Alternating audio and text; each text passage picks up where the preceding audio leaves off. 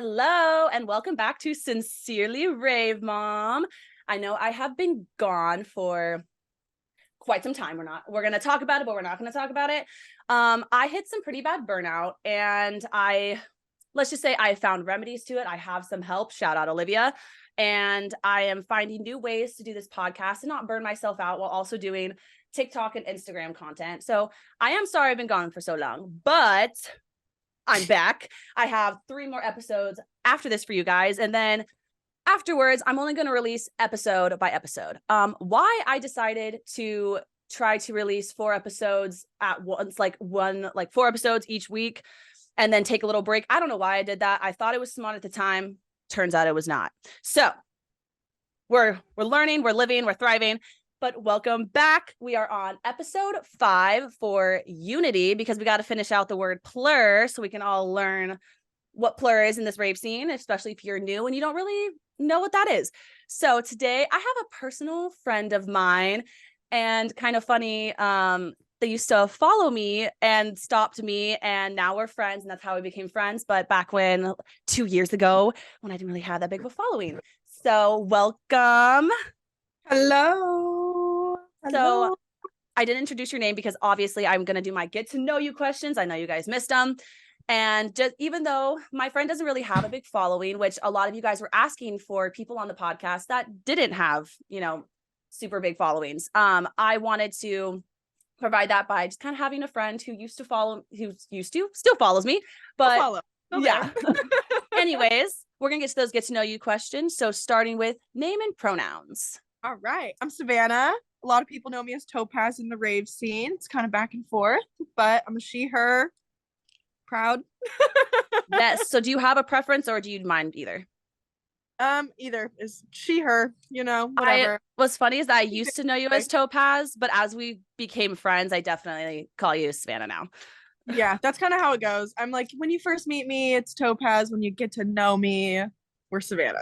See, I have the same feeling about with my name and my username, right? So if someone at a rave or a festival, I hear Neon Nightstorm, I'm like, oh, I know who it's someone who follows me. And I'm like, yes, someone I get to meet. But if someone says Kelly, I'm like, oh, it's who knows me? Who knows me? Who am I looking for? Exactly. I'm like looking for a friendly face, basically. I'm like, this, if you know the name, it's different. So how old are you? I am 21. Just legal year. And we hung out for her birthday, actually. We did hang out for her birthday. Boyfriend and I drove down to you. Yeah, it was nice. Spent the ramen, a little too spicy, but I'm not gonna lie, I wish I ordered my boyfriend's ramen. It literally tasted like wonton soup. Why? I need to start ordering what he orders, because I swear to God, every time we go somewhere, he always orders something really good and I end up hating what I get, but I'm too prideful to say it. So I'm like, damn, maybe I should start always ordering what he orders, because apparently yeah, I'm just we literally got Dutch Bros the other day and I had the exact same thing. I was like, why don't I just order what you order? Because I think I know what I want. And then I try what you get and I'm like, why didn't I get that? You've got a good taste palette. No, literally, I'm Kelly, if you say it's good. I've been watching too much lore about Amberlynn. I need to stop saying literally. Kelly, get that word out of your brain. The lore needs to go. We're in podcast mode. I'm just going to say, if you know about the Amberlynn situation. It really is a whole lore. And let's just say she says literally all the time. And because I was watching it, that word needs to go. I have no idea what that is.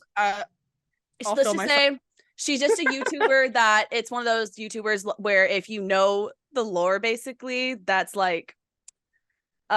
you have to know the backstory to know why she's hated so much. That's what I was trying to say. It's one of those YouTubers where if you don't really know all the backstory, you're like, why does everyone hate her? But then you learn the backstory and you're like, I get it now. I can see it. Yeah, but it's it's a whole thing. So I heard that word too many times, and because my autistic ass self, I probably started stemming it, and we're not going to do that. We're not saying that. We're not doing it. Anyways, so what was the first event you attended? Did it change your life, or was it another show or life event that made raving become more prominent in your day-to-day life? Okay, so the first rave I went to didn't change my life. But I think it was because I was really young. I was 14 and I didn't really know what to expect. But then fast forward 2 years later when I was 16, that was like what I consider like my first rave because I was like there for it 100% ready to go. And it was life changing. I met, to this day, my rave fam I have are the people I met pretty much on the first Nice. day. You know how rare Yeah, that we is, also by the way? Like, do you know how rare probably that pretty rare. is? Probably I pretty rare. do not talk to like anybody from my original rave group. Like maybe one friend that I would meet up with, but like the people I went with, they've all, unfortunately, I wish them the best. I really do, but Fortunately. they're just not the people I want to surround myself with, and that's okay. But that's really cool. Like I love that for you Yeah. so much. Like that makes me literally just Lucky. it makes me so happy for you. Yeah, I want the that for people I went to everyone. Base Canyon with, they're amazing. Such Yes, good the people. people that I hung out with, which we'll get to later. So, who's your rave mom or rave dad? Are you still close to them then? Oh, of course. So my rave dad is my friend Yes. Avon. He is rave dad, the epitome of rave dad. This man is Yes. sober as hell. He smokes weed and he's like, okay, guys, it's time to go. You know what? I feel like him and I would get along because if you know me, you know that's how I live my life. All I need is a little blunt, and I am like, I'm good. I'm good to go. I mean, okay, sometimes I do Yeah, you should partake, definitely meet but him. I love I love partaking in some, doing a little roly poly action sometimes, like we all do. But I do genuinely prefer to just smoke weed. I think it's better for my how overstimulated I can get. So I just prefer to that. And so whenever I meet somebody else who just does that, I'm like, You got to meet him. He's amazing. He's always in Texas for college, but he comes back around. And when he's around, he's rave daddying it up. yes. All right. So how would you Yeah. describe your rave fit aesthetic or your rave style? It kind of fluctuates. I feel like there's so many different styles to pick from. Like I'm always back and forth. I like to just do like a lot of rainbow, but I mix in the black so it's not too much rainbow. Oh, know. maybe I don't ever think there's too Lot of- much rainbow, especially when you're raving, or if you're at a Grizz set, there's never too much rainbow. You're not wrong. You're not wrong. But I like But to level it out. I like to level it out. I So I honestly, myself with all of it. honestly, I actually really like that too. I think black is a really good color, especially with rainbow. Like I can see that's what you're doing now, and it really It makes it works. pop. It really works. Like I wish, maybe I should start doing that more. I do always do a lot of rainbow as I'm actually wearing some black now, which is strange, but Girly Pop had to make the wig work. Yeah. Anything with fur too. If there's fur involved, like it's on. Like, I've noticed that I keep whacking my mic. I've noticed that you wear a lot of fur, and I wish I could do that. It's just too heavy, if I'm being honest. Like it's heavy, it's hot, and it's a lot to handle, but yes. I hustle through. I props to you. Like that's a award for you on that, because I want a fur coat so badly. Like there are a few rave brands that make fur coats, and I want them so badly. I know that's the brand you sent me. I know there's it's like, is it Glitter Trove? There's one. There's a few that there's one I'm specifically thinking of, but I cannot. I'll put it right here once I'm editing because I cannot remember it right now.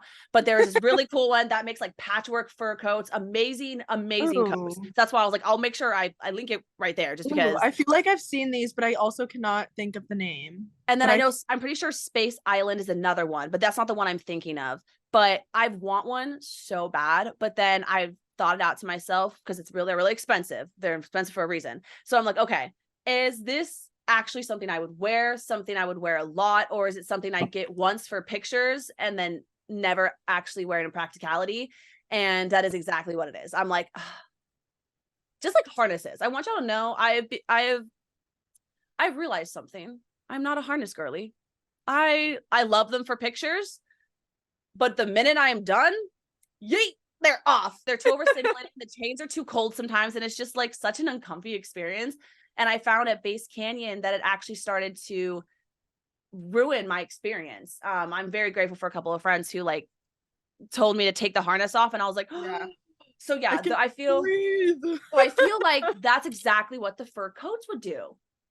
Yeah, it's not for everyone. Props to anybody like you who can wear that super heavy thick stuff and be able to just rock it, because I cannot.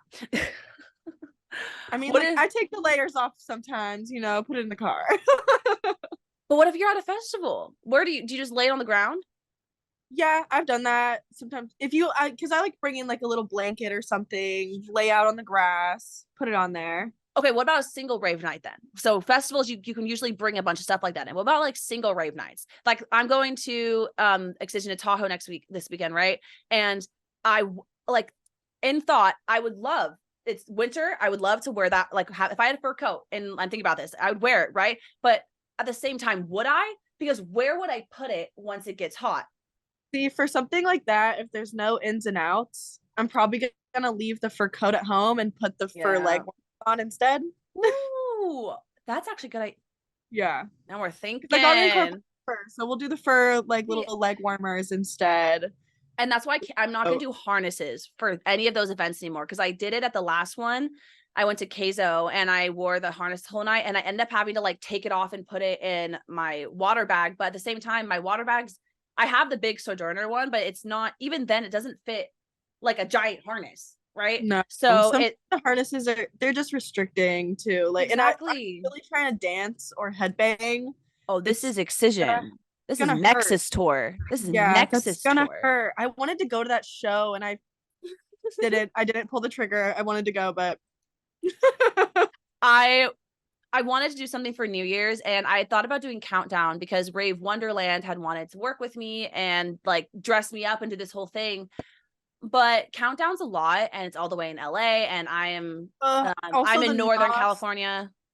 The NOS, there's not enough grass for me. Like that's what I've heard from a lot of people, and I just heard I've heard so many bad things about, not bad things, I don't want to say that. Like I've heard bad and good things about the NOS Center, but when it comes to Countdown, I really just wanted a rave at the end of the new year. So it was like, if that's it, that's the closest one, I'll make it work. Yeah, and but then crazy. So I was like about to say, but then Excision said, "Here's a Tahoe show." Like, oh, that's an hour away, baby. And he dropped visuals. Like, oh, I saw this video. Oh my god, I saw this video of the new visuals, and I think I've watched it at least 50 times. It's of this like blue head, maybe you all have seen it. It's this blue head with like blue lasers, and it's just like, and I'm like, if I will, I'm just smoking weed I'm literally bringing a pen, taking some edibles. My boyfriend and I are driving back, so we're like, I'm just gonna be, I don't even need anything at that point. I literally on my phone, I'm on my porch outside smoking my bong, and I'm like, I'm gonna lose my brain. I am so excited.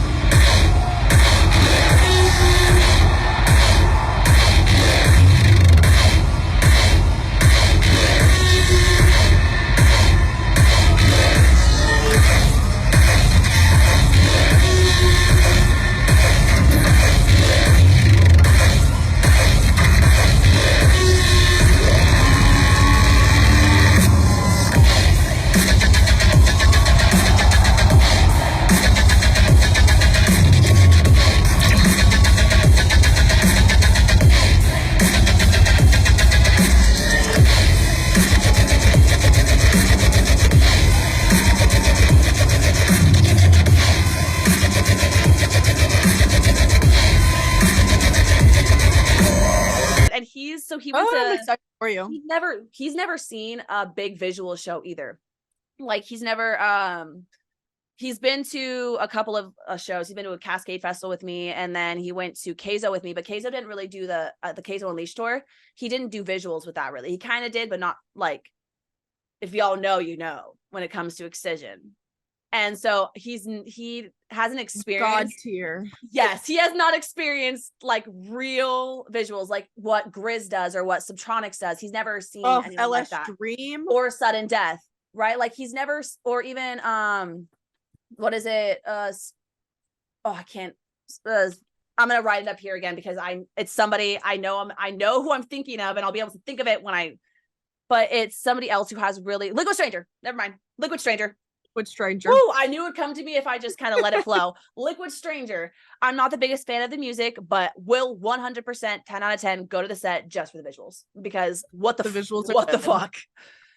So Yeah. Excision's visuals and their new ones, I also will always 100% love whenever he brings out the one with the guns and it like shoots, like the giant guns and it shoots while always love that one. Oh yeah. Always. I'm so excited. I love me some good visuals. So speaking of this kind of stuff, then what is your favorite festival to attend? Because they always that's where the visuals really be at, is the festivals. I gotta say Base Canyon, because it was my first festival I ever went to, and that absolutely changed my life. I mean, I swear. When was your first year? Was it the year we met? No, that was my second year. So the first year I went was 2021. Nice. All right. Was that? Oh yeah, no, I went 2021. You just didn't know who. I was like, wait, didn't I go then?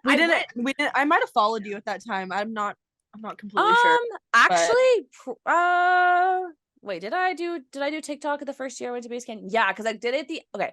You probably did not follow me because at that point I only had 2,000 followers on TikTok, I think. Okay, so I was probably small. I forget that I had like 20, I had like 19K by the time I went, or maybe like it was less than that. It was like 15 or something by the time I went to Base Canyon the next year. I don't know why, but I kind of just I haven't thought about my progress. I should do that. That's duly noted.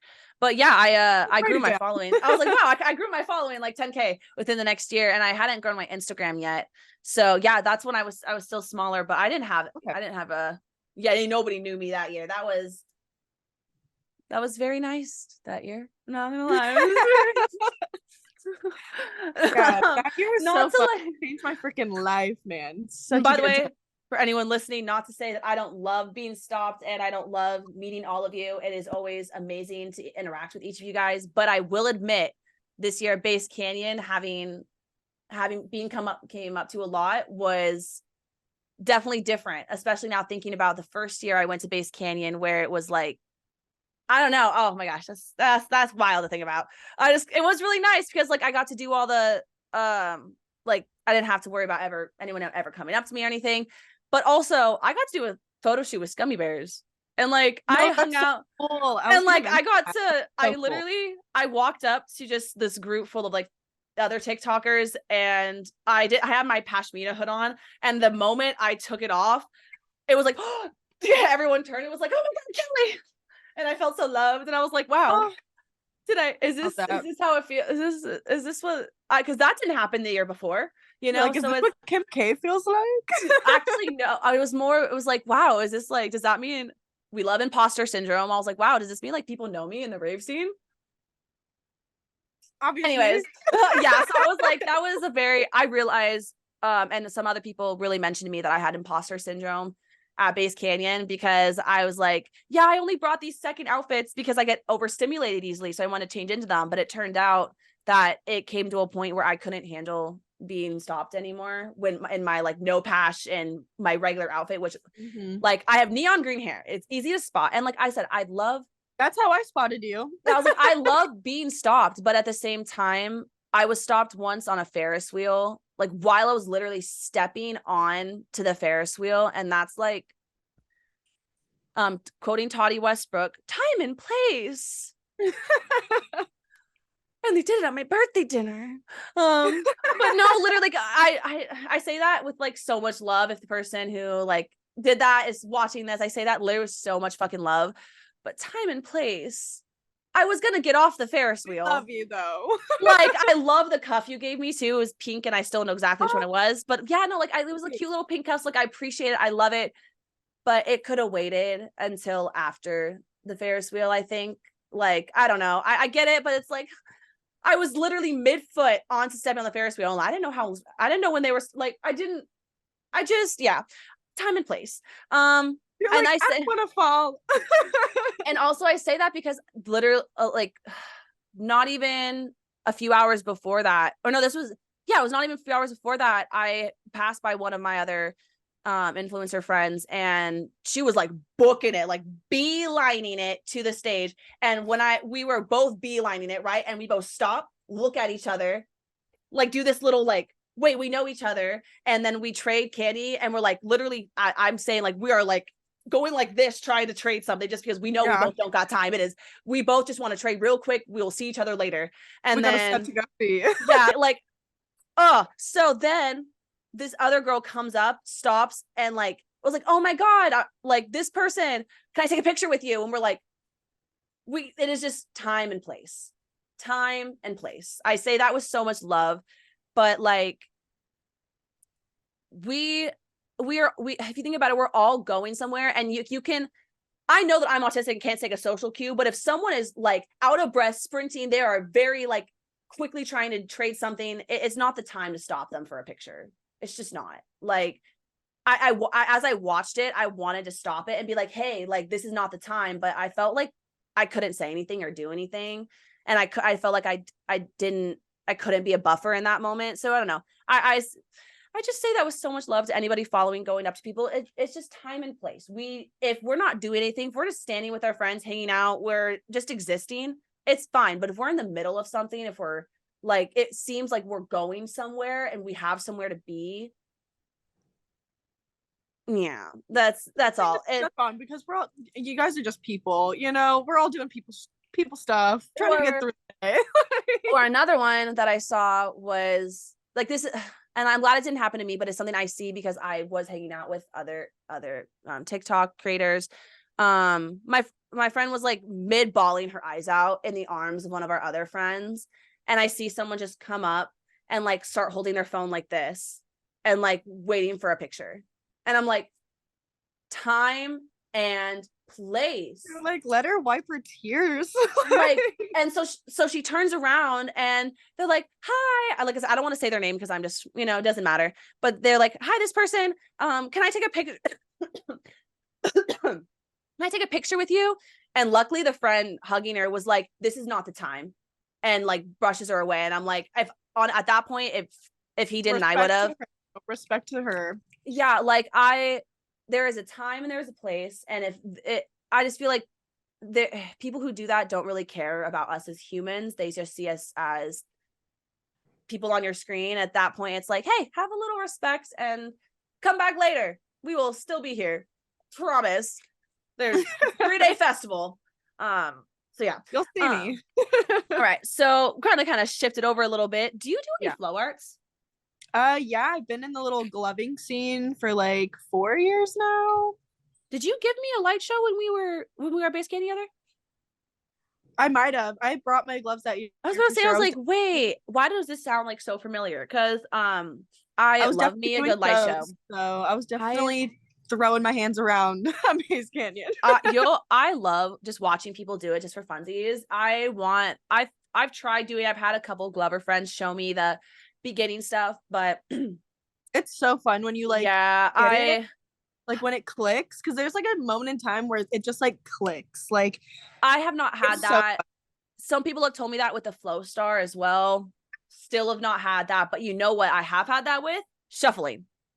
Oh, I love a good shuffle. I just realized that is my type of flow. I flow with my body. I flow through my body. I flow through freestyle combos, and that's like, I love doing the Flow Star and like learning about the Flow Star, and I'm like trying to get better at it. But it trips me out, dude. Trips me out. Hard. Luckily, I have had a few people in the Flow Me community teach me some stuff. Thank you, Cameron Linder and Megan. I met y'all at Base Canyon. Thank you. I still remember what y'all taught me. I'm very grateful for them because they were able to really show me like what with their hand, like it's something I feel like if you don't watch with other people, it's really hard to learn. Even gotta like really be there for it. Yeah, like even the combos that I learned by myself, I didn't like iron them out until someone showed me. And this is why I think shuffling's flow. Hear me out.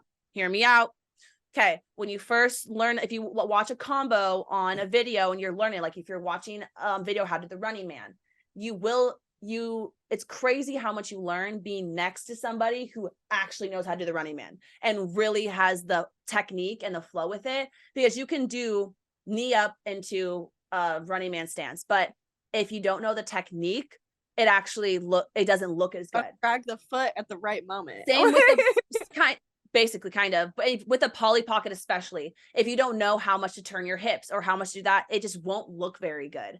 And so I think I was like, if that's how it is with flow stars, and that's how it is with whips, and that's how it is with every other, and with hoops, right? You guys have to have your, because I've been learning to hoop. If you guys have to have your hands in a certain position, same with like gloving, right? You guys have to, your fingers have to disconnect at the exact moment. It's all a type of flow. So I believe, definitely a flow. Shuffling's a flow. I believe in it. Because I've asked a couple other creators. I've had asked a couple other creators, and they're like, "Oh, if you have like light up shoes," I'm like, "See, I don't even think that anymore.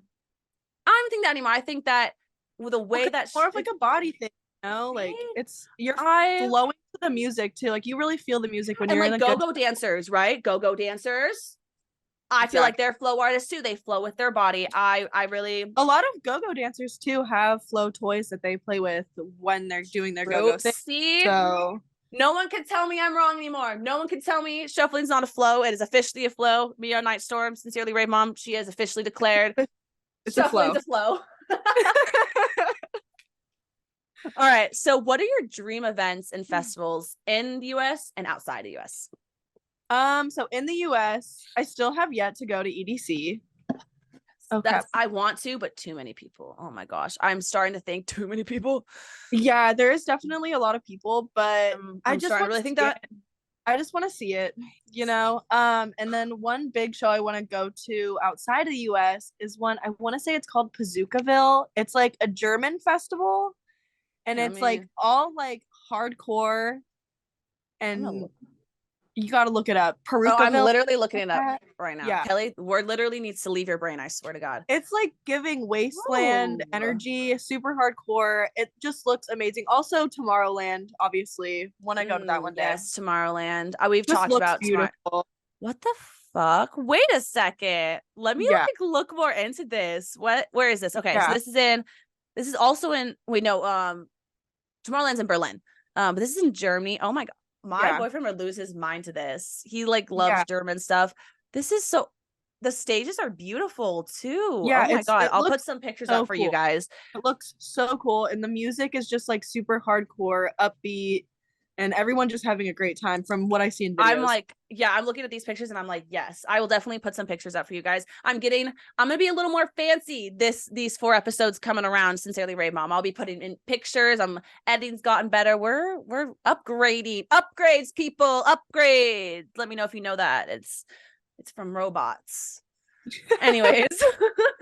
I don't know if you know that, like, if you know that line, but it's like the guy's showing all the new upgrades of the robots, and he's like, upgrades, people, upgrades. Like, I love that line. Upgrades. What are your favorite EDM artists? Favorite EDM artist? Okay. Well, I've got a few in different genres. Bow for my drum bass.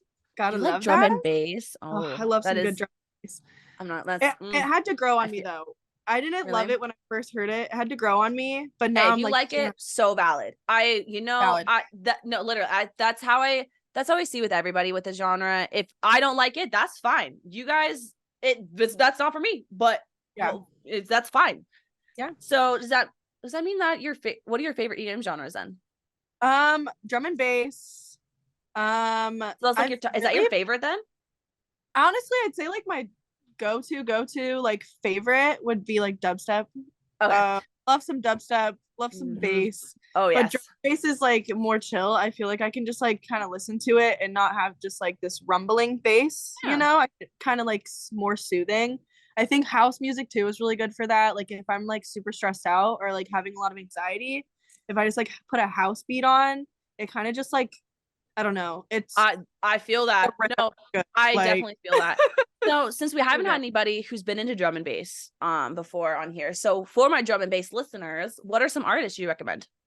If you're into like different rap with drum and bass, Mr. Traumatic, he's got some he just raps about crazy stuff and he just flows so smooth. I don't know. He's so talented. Jungle too, like Chase and Status, like Jungle DMB, so good. Congo Natty. There's Wow. these guys are amazing. I mean, I want to go to one of their shows, but unfortunately they're overseas. Gotta make a trip out of it. All right. So you started raving pre-COVID. What are some of the things that have changed about the scene that you wish you could change back, if anything? Okay. One thing that tends to like get under my skin a little bit is when I first started raving, I didn't have to like wear all these accessories. I didn't have to present myself in any way. Yes. Like let's talk about it. Let's talk about it's become a lot of a fashion show. Yeah, I was just able to show up like in a sports bra and like some messed up freaking sets and some tiny booty shorts. Do you have a picture from your first rave? For my first rave? Or from one of your first? I do actually. You should send it to me later and I will put if it's okay, I'll put mine up too and I'll allow the people to see us at our first rave. Yeah. It was my first, whenever like, your first picture is. I look cute, you know, but I'm not like out here, you know, like rocking fur boots with platforms and harnesses and, you know. Okay, I did have light up shoes. I did have light up shoes, right? I was like, cool.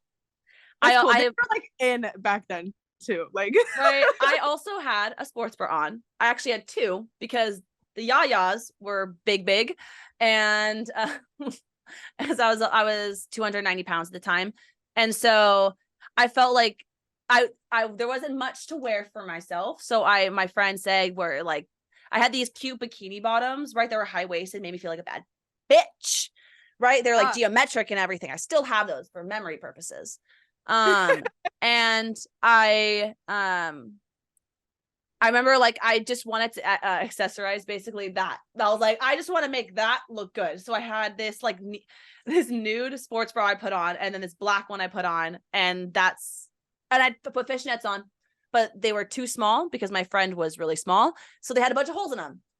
And I was called beautiful and sexy and hot so many times that night. And so many times. And I just unfortunately don't think, and I've said this to people close to me, I don't think it would be the same anymore. I do not think that that version of myself in that clothing and in that wear would have gone to a rave now and experienced the level of love and just appreciation. And I don't even know, like, connection, just genuine connection. Like, I feel like you wouldn't be appreciated as much, you know, like if I was how I was dressing then, now I feel like people wouldn't even look at me, you know. They just be like, are you even a raver? And I'm like, no, unfortunately. You're so right. Like that. I also did have cool makeup on, so the makeup was complimented a lot, but at the same time, the outfits are so like, I don't get me wrong, I love me some rave fashion. If you follow me, you're like,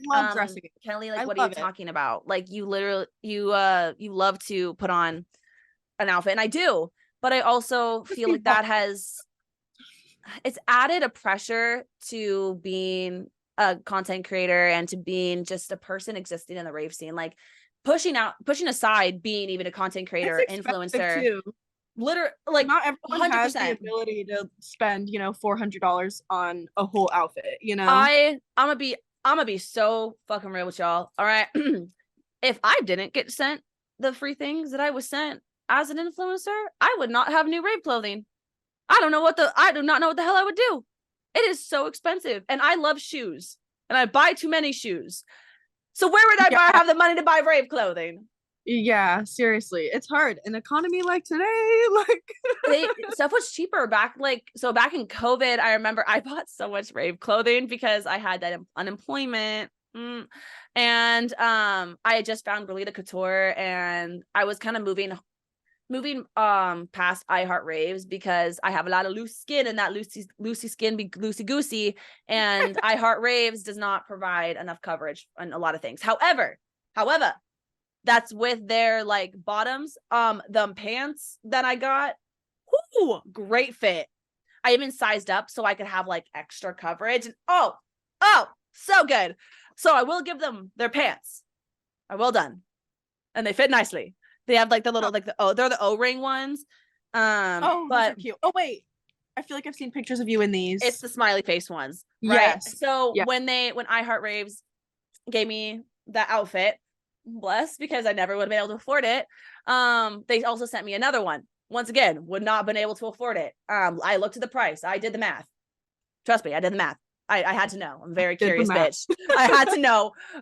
So I got another outfit that was kind of similar because I was like, I would never be able to afford this. So if I can get what I want that. Because the pants are so expensive. Like literally pants are $60-$70 no matter where you go, especially if you want nice pants. Yeah, and I'm like in San Francisco a lot, right? And there's this one, it's called Piedmont Boutique, if anyone wants to go there. But they hand make a lot of their stuff, I believe. I'd hope so because it is so goddamn expensive. I mean, just for like their furries, like their furry leg warmers there, you're spending at least like $40 to $50 on just the leg furries alone. See, I'll just go to Party City for that. I'm not gonna lie. I'll go to Party City. Party City's got it. Party for like City's $10. They have like these crazy ones. Like they're just so colorful and so bright, and they have like a little adjusting string. So like I get it, but it's just unreasonable. Yeah, the only things that I don't mind being transparent with y'all if y'all ever thinking like I get everything for free. I do not. I paid for these ears. All of my ears I have paid for. Except for no, I paid for all of them. I paid for all of them because I was like, wait a second. No, I'm very like, I love supporting small businesses. So I love Eclectic Mushroom. I also love the 3-prong clips. So that's why I'm obsessed. But I also definitely bought me some KritterKlips at Base Canyon and they are so cute. So I buy a pair of KritterKlips every festival I go to. I love getting me some KritterKlips at Base Canyon, or at any festival really. I know I just talked about Base Canyon, but any festival, I just really love Eclectic Mushroom because I'll say they are bigger. And they have the 3-prong clips, so I cannot do I can do KritterKlips. Obviously I have quite a few, but I have to do my hair a certain way. I have very thick curly hair, so I have to braid it or ponytail it or basically like brush it down for them to work. But if you have thinner hair, they work perfectly. Don't even worry about it. I wouldn't worry about it at all because they will work. But if you have curly hair, thick hair, Eclectic Mushroom. So yeah, I wish that the expectation for accessories and fashion and just everything in general with the rave scene wasn't what it was, but unfortunately it does feel like there's an expectation of how you have to look. So yeah, definitely an expectation. Puts an extra pressure on me when I'm getting ready. I'm like, wait, is this good enough? Am I doing too much? Am I doing too little? That's why I love asking this question because I get a different answer each time and I've been kind of waiting and hoping someone would say that. Someone would bring up that it was the fashion because I'm like, oh, do I have something to say?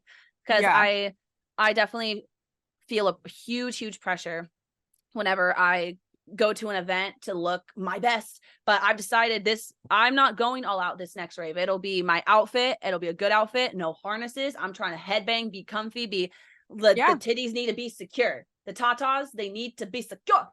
They need to be safe and secure. Because it's excision. I'm gonna headbang. I'm gonna need a neck brace the next day. I'm gonna be in the car like this on the way back. Oh, it's gonna be great. So what is some advice? This is the last question for the get to know yous, and then we're gonna get into the unity and what unity is about in the rave scene. What is some advice you would give a new raver that you wish you could have given yourself? Take your time. Be yourself. Don't get too in your head about anything. Just enjoy the music. You're there to make friends, but you're also there to enjoy the music. So don't like forget about why you're there. Make sure to make it to your set. Yep. Don't get stuck in line buying too much food, merch. Make sure you eat, or merch. Don't stand in too many lines. If you can't avoid it, avoid it. Yep. Have fun. Don't waste your time. Yep. I think and this is what I probably said this before on my podcast at some point, but just because someone else in your group is doing drugs does not mean you have to. And just because one of your members is doing a hard drug and you are not, and they decide to, does not mean that you have to. Just because everyone around you is doing Molly or doing cocaine or doing ketamine and they offer it to you, you are allowed to say no. You can say no. I'm not saying they're going to force you to do it. but don't get into the social pressure of people around you doing something if you are comfortable where you're at. So if you smoked a blunt, maybe you did take some Molly and someone offers you something more, you don't have to add it. You don't have to do it. You can stay where you're at if that's where you're comfortable. And I say that because I truly wish someone told me that. Honestly, that's good advice. That is so good. I wish I'll be so honest. The reason I say that is because I got into the social pressure of doing Molly. When I first started raving, the first 2 or 3 years, especially in 2019, I would say everyone around me was doing fully of a year. Everyone around me was rolling at every event, and I was going to a rave every month basically. And I thought it was a good idea to roll every month. Don't do that. But it was because everyone around me was saying it was normal. No one looked at me and said, hey, you actually don't have to roll. You can just smoke weed. No one told me that. So I thought, because no one had said that to me. So I want to say that to someone, if that's your environment and it feels like everyone around me is always rolling, and so maybe I should. You don't have to. You can just smoke weed. You can have fun without it too. And you don't have to drink. If you want to drink, you can. You don't have to smoke weed. If you want to go completely sober, you can. You are allowed to just do nothing, do one thing. I don't encourage you at all to do more than one thing, but people will be people. But yeah, I really wish that someone said that to me, because I don't think I would have done and rolled as many times as I did. Oh yeah, I was going to events I would go 2-3 times a week. 2019, I was going all the time, and I rolled all the time. I had people around me who were doing that too. It was not very good for me at all. I was mentally not in a great place. You should roll. So I've talked to a couple of other people about this on my podcast. You should only be rolling 2 to 3 times a year. That's all you need. Okay. It's okay to roll. I plan it out 6 months in advance. I'm like, okay, we're gonna do literally same in 6 months though, because I need to not do that. Something I really think it's something that you should be in a very open environment for, unless you're at home, then that's different. But because some people do do a little home roll, which is fine, but don't do it more than 2 or 3 times a year, because it is not something you should do regularly. And I say that with basically any hard drug that you're gonna do, but people are going to do what they're going to do. So yeah, but this podcast is my podcast. It's Sincerely Rave Mom, and above all else, harm reduction. And I always implore you guys very much to have intentions with what you're doing. And I just think it's kind of hard to have any intentions when you're doing certain hard drugs. But with Molly, you can have the intention of opening your mind to the people around you, and to having an experience of I don't even know how to explain. I'm not the best to explain this kind of stuff, but it's similar to when you're tripping, right? You want to have intentions with it. And it's hard to do that if you're doing that all the time. So 2 to 3 times a year, you'd be surprised what it'll do for open up the noggin.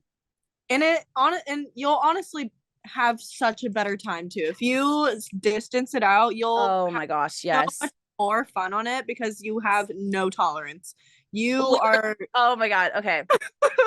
Oh my god, I'm gonna be so real with y'all. I used to have to take several points to have it hit me 5. Oh my god, Kelly, I know, trust me, this is why now you guys are starting to realize why I have this. You're this is why we recover though. So I didn't now looking back, I'm like, wow, that was kind of a problem. But no one told me in the moment that it was. No one had shown, everyone around me normalized it so much. People would encourage it, if anything, The group that I was around, not everyone, that's why there's not all groups are like this, but the group I was around encouraged to take 4 or 5 points of Molly and not test it in front of us. And I'm like, that was so stupid, but I didn't know any better. I didn't have, I say that with it was stupid because it wasn't stupid. It was naive. I think that's a better way. It was naive. And there was a social pressure of everyone around me doing multiple points. But anyways, I did it. I was really pulling a base canyon this year for one day. I allowed myself the one day, and I was like, you're going to have a good night that night. If And there's any place to roll though, Base Canyon is top tier. yeah, I was on the hill. I literally, that whole BTSM set was in my head and in a good way. My friends like genuinely checked on me, like, Kelly, are you okay? And I'm like, oh, I'm in my head and it's good. It's You're a like, good time in here. good. I am so good. And I only took a point and a half. Exactly. And for 7 hours. And that's how it should be. That you shouldn't have to take more than It was 2 so points good. to I have a like good time. I So much. I only did it one time last year. So it was like that's all I needed, all I wanted. And I'm probably gonna do the same thing this next coming year. I just be intentional about when you're partaking in these drugs, because if you're not, you will not have the kind of experience that I'm just talking about. And I know that you've definitely had. It's especially if you don't test your stuff, because if it is laced with anything, it is going to change the experience. And I know that because I've taken laced Molly. It's not fun. Not fun. So now, Molly, not fun. oh no, literally not. So now to switch it up, change it up. Still a positive note. I was gonna say not like on a more positive note, but I think it's all in positive for you guys. I just want you guys to make better decisions than I did. I was dumb, Learn from and us older. I was literally young and dumb, and I wish someone could have held my hand and talked me through more what I'm doing now. Someone's telling me you don't have to do that, you can just be sober. So now switching over to these questions, what does the word unity mean to you just on a day-to-day basis?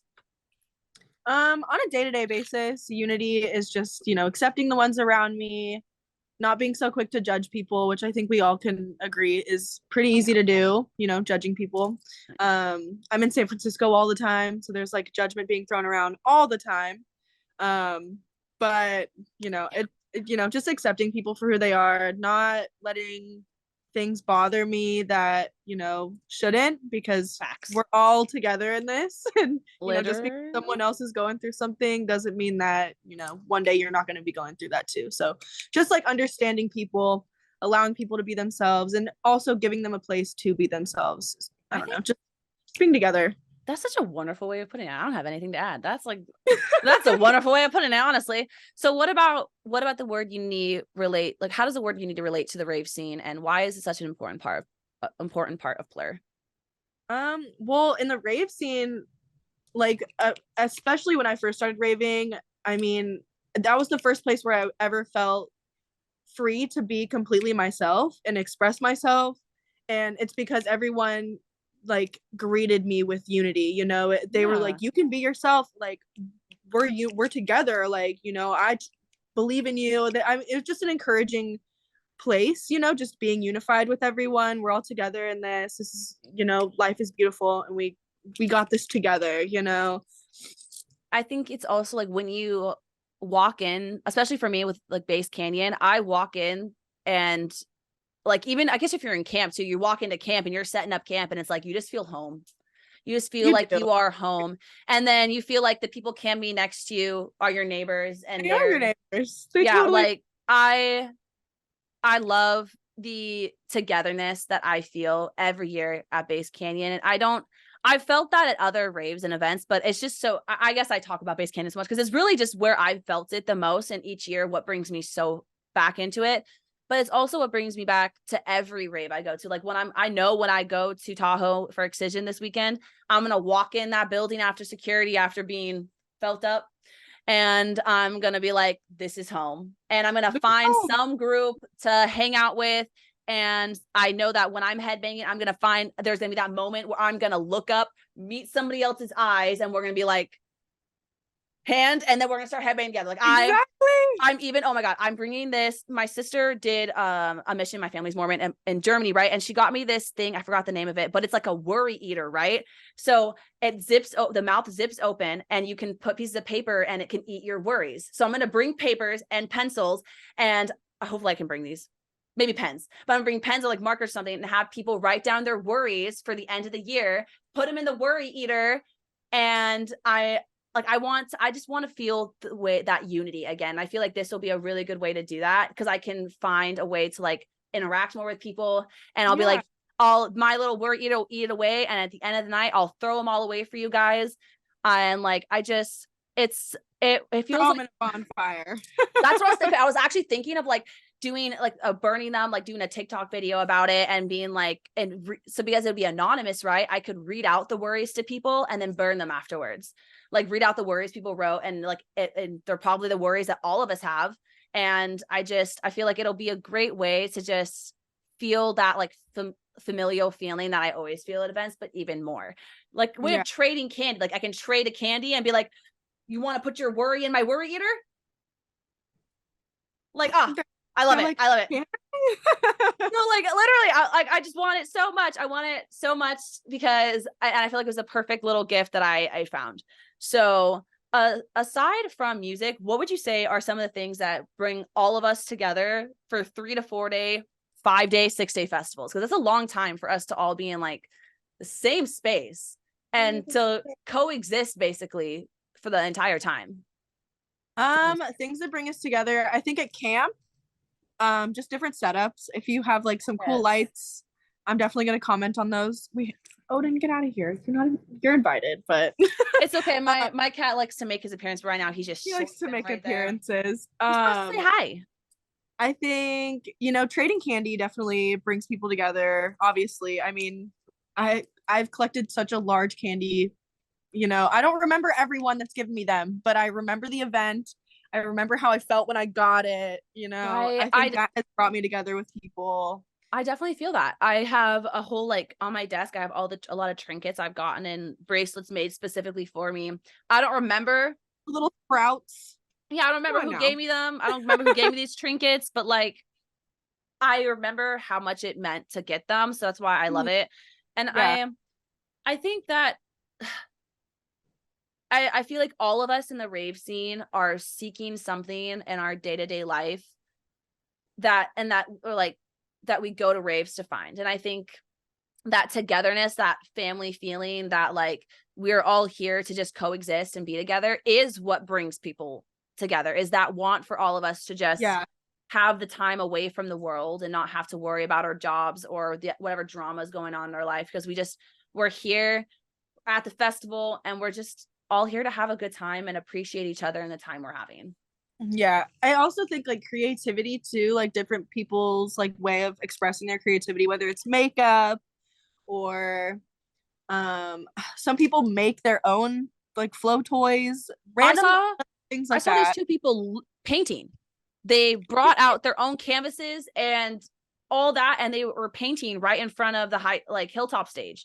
And it was so cool. So by the end, they were completely done with this painting. And it was like, how? They started with nothing. And by the end of, I think it was pre-party, they were all done. And I made sure I checked back multiple times with them. Like I had wandered, and at least every hour, I was like, I got to see that painting again. I got to see where that painting is.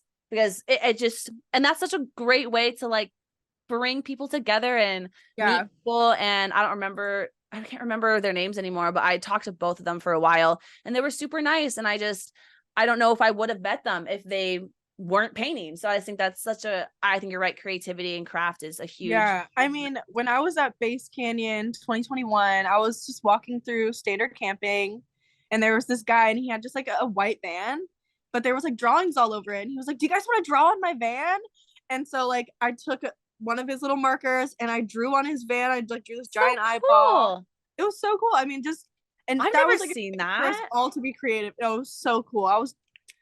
I would have never met that person too if they hadn't just been like, you know what, we'll just draw on my van, it was so I love the people at camp who will like bring other people into their camp, like, oh, we're doing this, do you want to do it with us? Like there's people who make candy and are making like crap. Like I've had someone ask if I want to paint with them before, if I want to make candy with them. They're like, oh, we have all our candy stuff, do you want and they didn't even know who I was. And I love that no one if you especially with what I do and stuff, it's like when someone doesn't know who I am and they just see me walking as I'm like no makeup in the most scrub ass shit, and they're like, you want to make some candy with us? I'm like, hell yeah. You're like, I'm down. Right. And then we usually end up smoking a blunt together, and I end up inviting them back to our camp or something like that. But it's just a wonderful way. Like this year, I would say I definitely ventured into lots of other people's camps. I just wandered and people would be like, hey, you want to do this? And I'm like, sure. I didn't like if they offered me alcohol and I didn't know them, or if they offered me drugs and I didn't know them. I definitely said no just because Yeah, safe I call. don't Safe know call. you. But like there were some times I went to other friends' camps and it was just like I didn't really sit in my own camp very much. And I do feel bad for my own camping friends, but I love just meeting people and I love it, like just meeting, having new friendships and just like I know that I don't really go out and do much in my day-to-day life because I just am very I'm shy. I may not seem like it, but I can be kind of shy if it's not in the rave scene. Okay. Like if I'm out at a bar, I don't know you. I always wear my candy. Like I'll have like 3 or 4 pieces of candy, like hoping I'll meet like a raver. I Like feel it's like that. a radar. It's like a radar. I'm like, raver, raver, anywhere. I look for stickers on the back of people's cars when I'm going into bars too, because I'm like, okay, is there gonna be like maybe like there's an excision sticker on the back of someone's car that I can be like, okay, there's a raver in here, and then I can my radar can go off more. But like unless someone raves, I just feel like we don't have anything in common. So I get very nervous. So like when I go to any sort of rave, I'm like, I want to meet as many people as possible and talk to as many people as possible because I don't ever do this. So I feel like that has to be other people as well. And especially if you're neurodivergent like I am, I feel like we all know that like that's where we can go to meet people. So Yeah, it's a safe space. yeah. Do you solo adventure much or go up to random people at events much? Ooh, I actually do. I sometimes I'm actually kind of notorious for it. Like if I'm at like a local event, I'm definitely the person where if I get like in a comfy place, I'm like, all right, guys, Yep. See you in bye. 4 hours. I've had people get mad at me for that. Like I've had a couple of friends in the past be Oh, like, same. they were and I realized then they were not the people I was supposed to be around, but they got I had like whole intervention basically once after an event, like, Kelly, we went together and you didn't spend any time with us. And I'm like, hang out with you guys all the time. I watched a whole set with you. Like what? I thought it was that moment of like, what more do you want from me? Like, isn't that what we're there for? I Well, don't. and sometimes you're like with a group of people and there's a set you want to see that they're not really down for. It's at a different stage, so you gotta, you Yeah, gotta go on a mission. I am such a solo person because I'm very sensitive to my environment and sensitive to people's energies. So if I am around people who are like feuding or who have drama, I'll be like, time to do the Irish goodbye and yeet. Like that's Yeah. I'm very I think after base K in this year I can definitely say I'm notorious for that. And like I try to communicate before every festival and before every rave. I am a solo raver. I may not see you the whole day. And I do deeply apologize for this, but I love you so much and I care about you so much. And I wouldn't be camping with you unless I genuinely trusted and cared about you. I promise. But like, if I have the whole day to run around and meet a bunch of friends, I'm gonna do it. And we have all night at camp. So I will admit I did sleep. I didn't give him much time after. Like fair. I try to like, and I admit my faults. I am not. If you want somebody who is going to be next to you the entire time, I am not the one. If you want somebody who's going to be next to you half the time, still not the one. A quarter of the time, keep going, still not the one. But maybe a set or two. You want someone to meet up with you, like you text me and you're like, hey, I want to catch this set. I'll beeline it across the damn fucking festival and meet with you for that set. But I may leave halfway through to do it again. So like I just right. It's like you have exactly. You have to be ready for me to dip and beeline, just like I probably did to hang out with you. Like that's how I am. Like I bounce from people to group, and it's like I have ADHD, so you best believe I'm gonna have 5 side quests from one beeline to the next. Yeah, no, Like, I feel oh, that. here's one shop, here's another shop. Oh, there's a person I met. Oh, I'm hanging out with this Flomy. It's like it's so crazy how much time will just escape reality because I'm doing so much. And then it's the end of the night and I'm like, oh my God, I haven't seen my camp friends all day. I don't even know how to reach them now. There's no service. So I would check ADA section because I knew that that's where they might be. And I was like, oh, they're not here. Fuck, now I don't even know where to look. So at that point, it's like, I will see y'all at camp because there's a point where you can't really contact anybody anymore. So Yeah, no, for sure. I one time got lost and didn't even have my phone. It was in my friend's bag, and I just like, Please where tell do the audience this story because I would love to hear it. Okay. Oh, yeah, it's a good one. No, so me and one of my This is girlfriends. perfect to segue into like what we're just about to talk about too. So I'm like, Perfect. beautiful. So one of my girlfriends and I correlated, okay, we're gonna meet up at the porta potties on the right hand side of main stage. And so I myself with little pockets that I have am like, okay, I'm gonna put my phone in one of my friend's bags, right? I'm gonna go meet up with my girlfriend. She's gonna be there though. I know it. No, she ended up getting stuck with some guy that like had taken some 2CB or something and like was freaking out. So I'm completely separated from my crew. 2 hours, right? I like accepted it. Like I was like, okay, fine, I'm lost. It's okay. Let's have fun. I would like vibe, you know? And then I'd be like back into this mindset of like, okay, but like where are they though? Because like I'm alone and it's dark now. So like I'm looking and thank God for my rave fam having these crazy LED hats that they had made because I was able to see them from the very top of the hill, looking down. I seen them, made my way to the pit, didn't find them the first time, went back up, came back down, eventually got them, and I was like, okay, we made it. But yeah, it was definitely it was a journey spiritually. I'm glad your friend had the LED hats because otherwise, do you think you would have been able to find them? No, even and it's crazy too because there was like 30 people looking for me. Oh Yeah, my gosh. yeah. One of my That's how rave packed it gets at night though. And it's it was dark. it was crazy and it's dark. And I know what's even weirder though is I kept seeing the same people over and over again, right? Like random strangers. I had no idea who they were. Yeah. But I kept seeing like the same people and I was like, okay, but why do I keep seeing the same people but not my people? Like So speaking of being lost, I think it's kind of a good moment to kind of segue into this. What is some here actually let's change. I'm going to do this different order. So you obviously have been left alone at event, as we just talked about. So have you ever had, were you afraid at that time? Like you said, you were like vibing, but were you like afraid? Because my next question is, have you ever had pure moments of fear at an event, whether it's through being left alone or not? I was definitely scared given it was my first festival and I mean, I was coming down off the roly poly. So I was definitely like not in the best mindset coming down and being lost and like having no idea where people went. Like I tried so hard to find them. And it was like 2 hours, like 2 hours of me just like frantically searching and taking vibe breaks to remind myself, like, you're okay. Like, this is fine. Yeah. And everything was fine. You know, I was literally okay. It was just, I was definitely in my head, definitely was scared. Like, when I was standing at the porta potty, like 5, 10, 20 minutes goes by, and I'm like, she's not coming. You know, when it sunk in, I was like, that moment of like, oh no, like, yeah, I'm like, what do I do?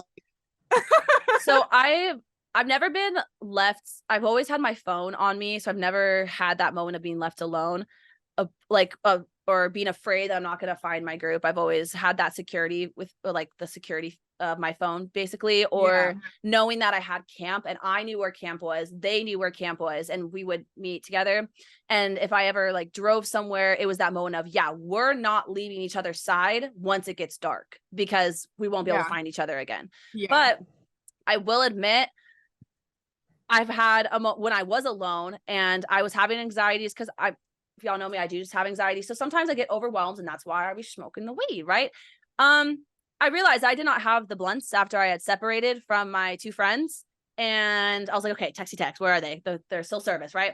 They text me and they're like, yeah, I'm on Hilltop stage, right? So if you know Base Canyon, there's Hilltop stage, you go all the way down, there's main stage, right? And there you can sit on the hill or you can go all the way down and be in the pit, right? They text me back and they're like, yeah, we're middle of the front of the pit. Come get them. And I'm like, how am I gonna get there?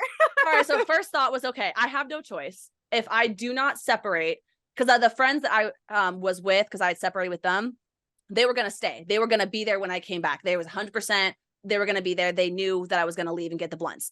So I go and I'm like, okay, oh, how am I gonna do this? And then I get down to the pit area, and it's BTSM, so it's okay. But then it became not okay because they started playing hardstyle. So my heart, as you know me, and if you listen to my podcast before, you know that I get really, really bad anxiety. My heart rate matches the BPM of hardstyle, especially if it's that really like Lil Texas style. Like it is very, oh my God, and that's too much with that. so love him, love his music, but Jesus. Right. BTSM mixes it in. They like really, they level it out, and but of course, when I was in the pit, already in like I was, see, there's the middle, right? I was like off on the side here because you worked in through the side, by the way. If you want to get in the front and you're just trying to get something, you work in from the side, right? So I'm working from the side halfway through, and I just hear dunce, dunce, dunce, dunce. And I'm like, oh God. And I'm looking around and I'm like, oh, where's my friends? And I don't think I've ever been so afraid at a festival before, because I was being literally pushed and shoved by people I didn't know. I was already overstimulated, but I'm like, okay, make it to your friends. So I make it to my friends. They're in the front. I see them. They were next to a totem, luckily. So they said, find this totem. And Thank goodness for the totems. And then very important. and then I get the blunts. They transfer them. I put them in my bag.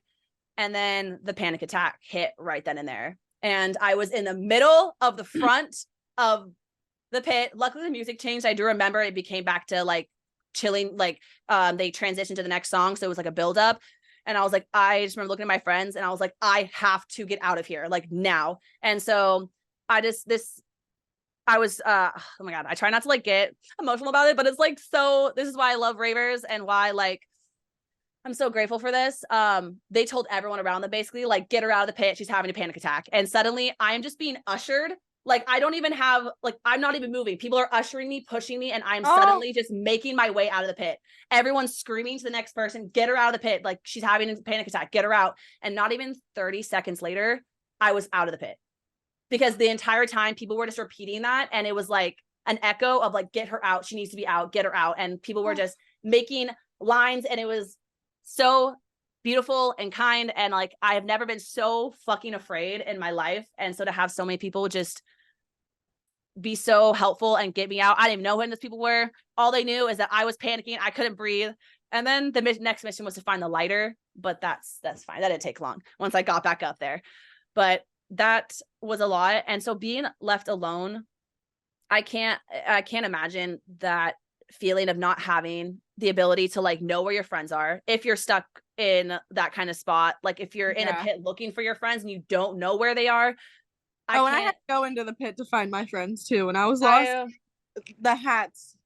So like I don't know what I would have done if like if your friend group doesn't have like a totem. Or so now we're going to kind of get into that though, because I think it is important to talk about, so that way you don't have to experience something like this. So if you can prepare yourself, if you're left alone and you can't find your group and can't get contact, what are some things you can do to help yourself?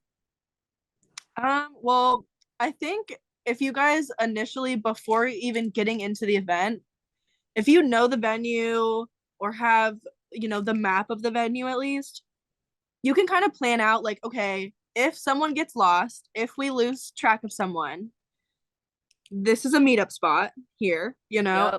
Or you can bring a totem pole. I have my trusty guy here. Do me good. Having someone with a totem definitely helps. Yeah, having someone with a totem and taking turns holding the totem is also helpful. You know, if you have a group, take your turns. It's fun to dance with sometimes too. You can like dance around it and do some cool I want to dance with the totem pole. I haven't done it enough. I got to dance with Twink Bussy Chase's totem because she's my twin. I mean, not right now. Fun. I'm wearing a wig right now, but if you know me, you know that I have neon green fucking hair. So that's my twin. So I had to dance with her for a little bit. Yes. Yeah. Other ways to like find people if you don't have contact, really hard. But honestly, yeah, I feel like what I touch base on is pretty much all you can really do. Like make a designated meetup spot. Also having like, if you have a phone and you don't have service, if there's a specific set that you know they're gonna be at, just try to linger over to the set and like try and find them.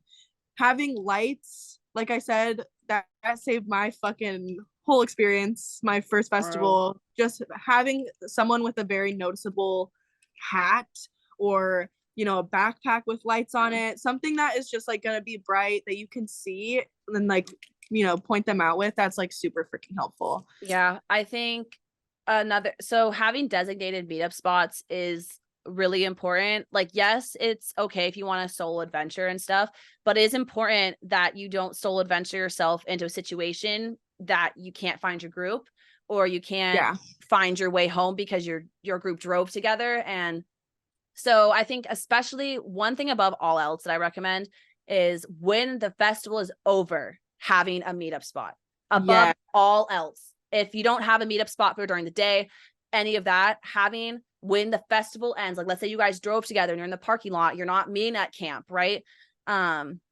Make sure that you pin your parking spot, just in case above all else. Like if all else fails, everyone pins the parking spot and you guys all end up at the car at the end of the night.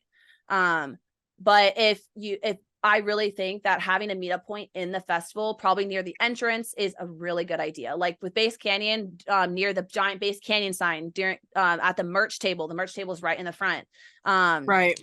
Not or at a little canopy or something. Yeah, you want something that's not packed with people either. So you don't want to say like, oh, in this spot in the middle of the stage on the left side. No.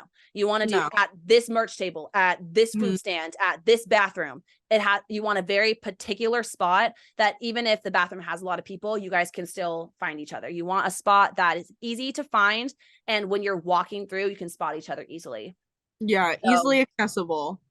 Yeah, if you cannot contact each other during the festival, if you have at the end of the night a meetup spot, you can, like, let's say the position you are in, right?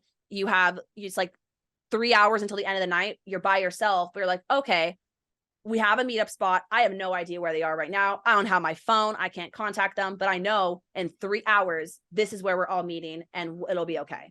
So yeah, that's luckily, if really you're in a camping festival too, you should hopefully know where you're camping. Yeah. And it also I'll make it to camp at the end of the night and come back together. So yeah, if all else fails. The best thing really with navigating that kind of stuff in festivals is making like pinning spots at camp.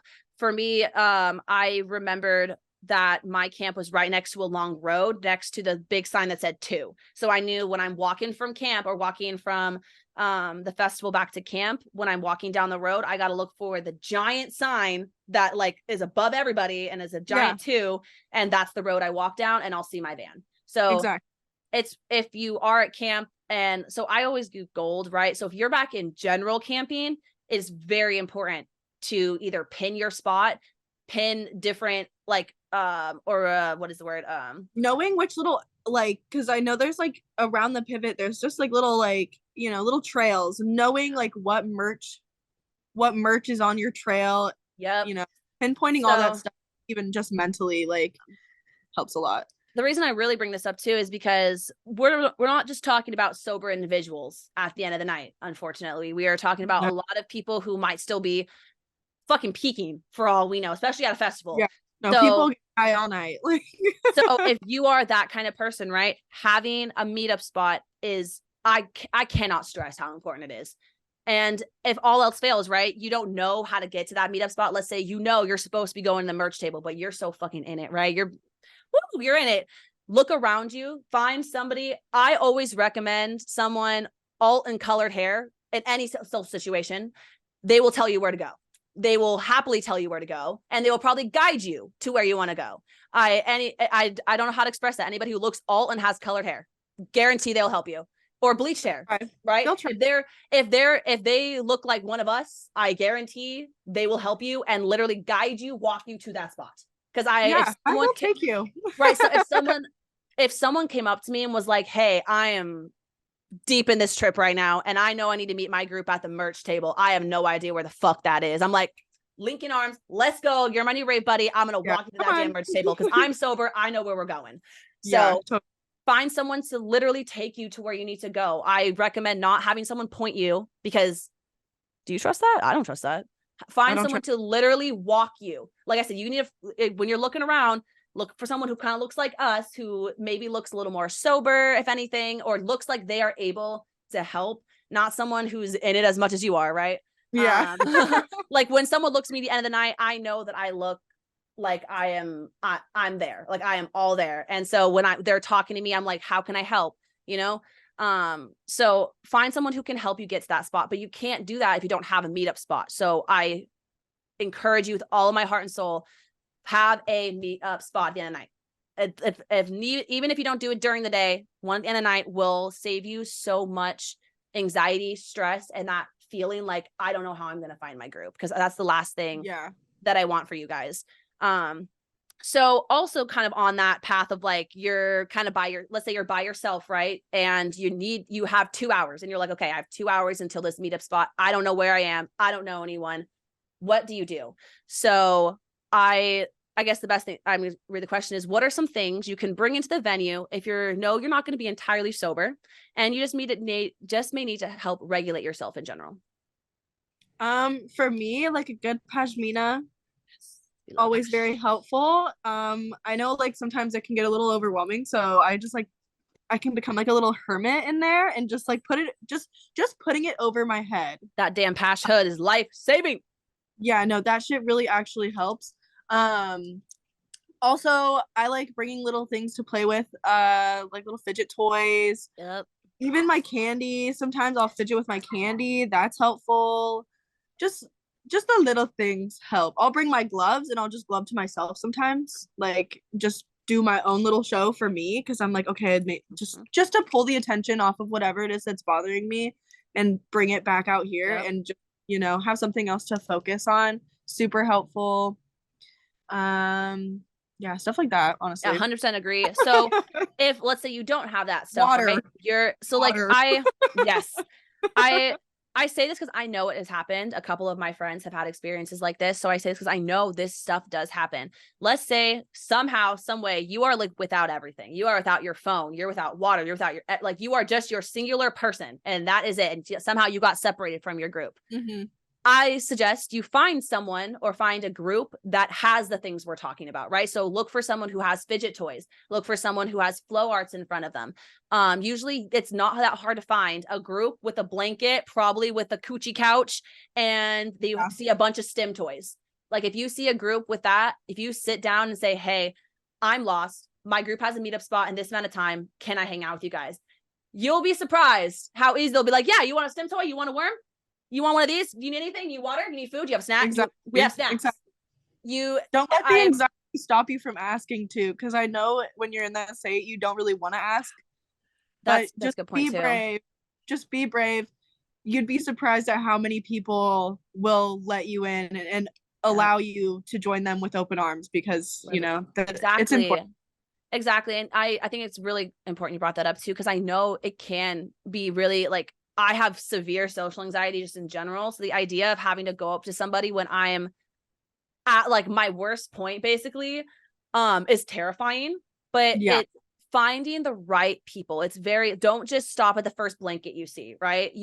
I ask that you look around, really look at what they're doing and how they're acting, how they're interacting. And if it seems like they're all stimming and they're laughing and headbanging, having a good time, that's the kind of people that you will know that when you say, hey, I'm lost, I'm scared, I am alone, they'll be like, what can we do to help you? We're going to bring you in and we'll take care of you. And most likely they will walk you to the meetup spot. Literally, you'll get adopted. So and they'll probably walk you to that meetup spot. Like it's finding the right people.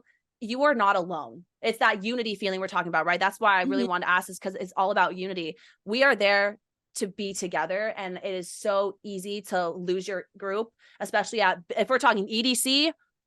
There ain't no service.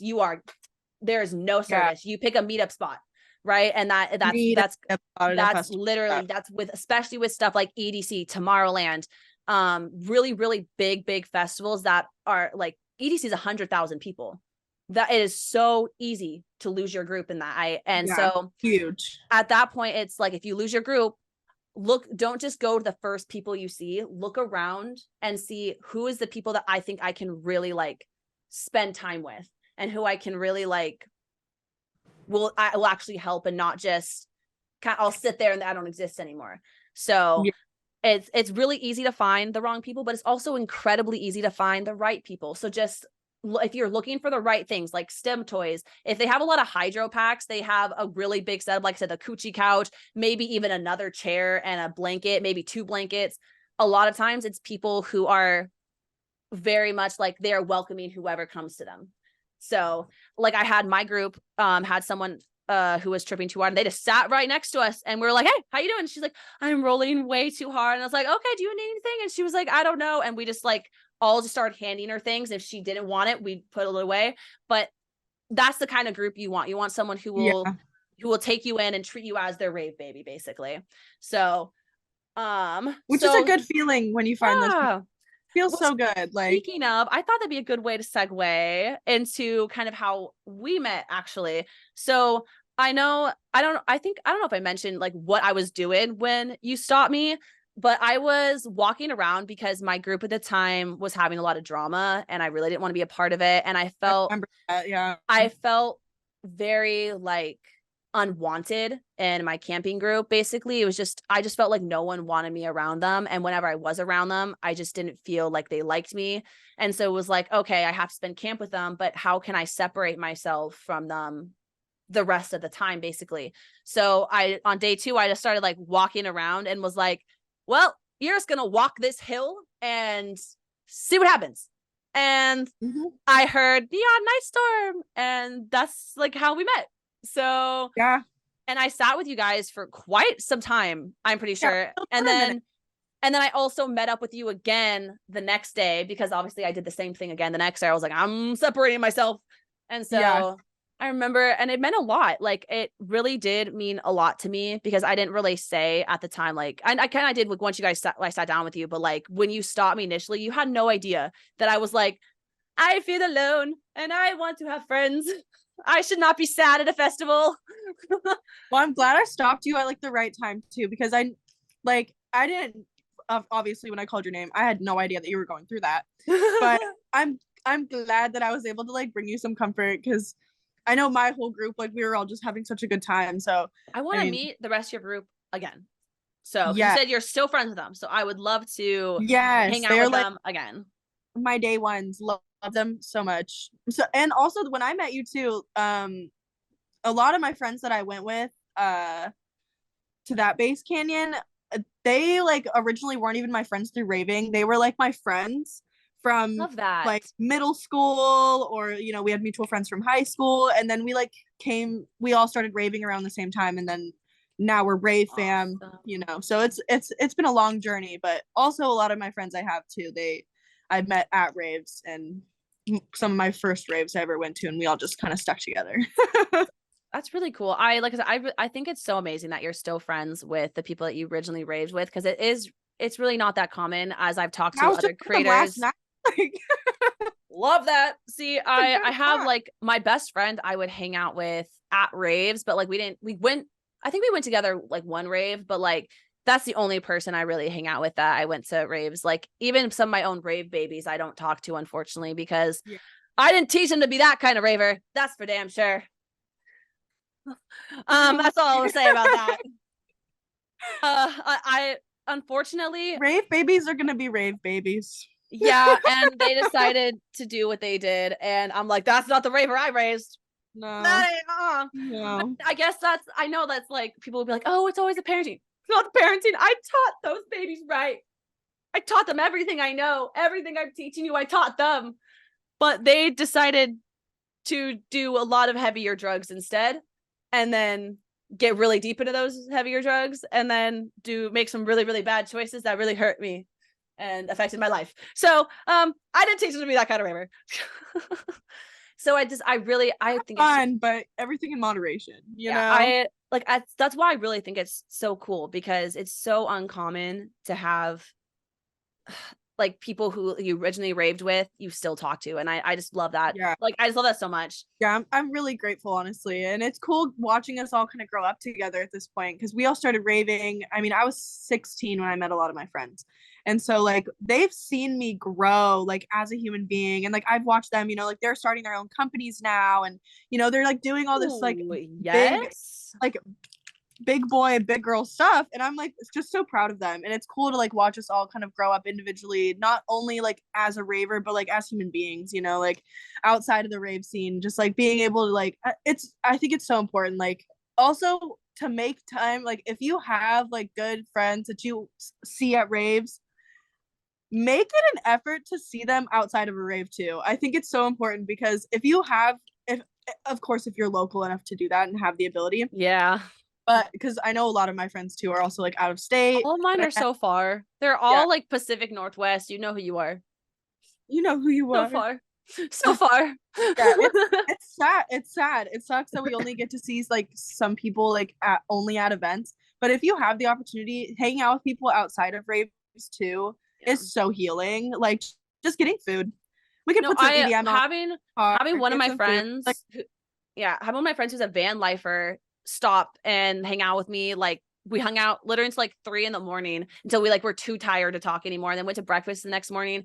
It was so yeah, cool to hang out with them just as human beings, is not as exactly. rave influencers or rave anything. It was just like Yeah, I was Kelly and they were them. And it was like just a very great. And like I think that's how it felt hanging out with you on your birthday too. Was like we're not at a rave and we just get to like hang out and yeah, experience life together, and it's really cool. So yeah. I think if you're right, and like we're an hour and a half away from each other, so if I can drive that far, that's local somewhat.